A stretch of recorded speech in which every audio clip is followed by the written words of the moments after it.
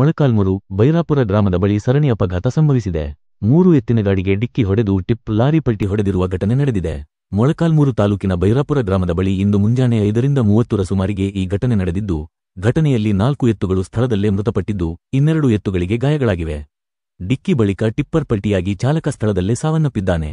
ಅದೃಷ್ಟವಶಾತ್ ಎತ್ತಿನ ಗಾಡಿಯಲ್ಲಿದ್ದ ರೈತರು ಪಾರಾಗಿದ್ದು, ಈವರೆಗೆ ಮೃತ ಟಿಪ್ಪರ್ ಲಾರಿ ಚಾಲಕನ ಗುರುತು ಪತ್ತೆಯಾಗಿಲ್ಲ. ಘಟನಾ ಸ್ಥಳಕ್ಕೆ ಮೊಳಕಾಲ್ಮೂರು ಪೊಲೀಸ್ ಠಾಣೆ ಪಿಎಸ್ಐ ಪಾಂಡುರಂಗಪ್ಪ ಭೇಟಿ ನೀಡಿ ಪರಿಶೀಲನೆ ನಡೆಸಿದ್ದಾರೆ. ವರದಿ ಟಿವಿ7 ಕನ್ನಡ. గోవా పాసింగ్ అయినా కూడా మన కర్ణాటక పాసింగ్ అయి ఉంటుందా? అట్లా గోవా పాసింగ్ అయినా కూడా మన కర్ణాటక పాసింగ్ అయి ఉంటుందా? చేంజ్ అయి ఉంటుందా? అట్లా చూసిన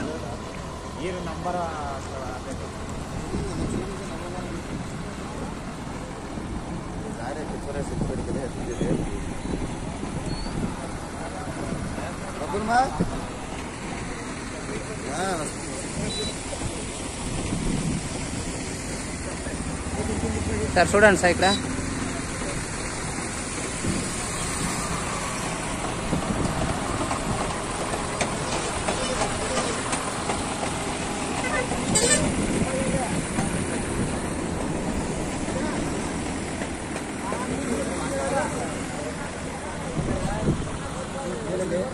ఆడపెట్టి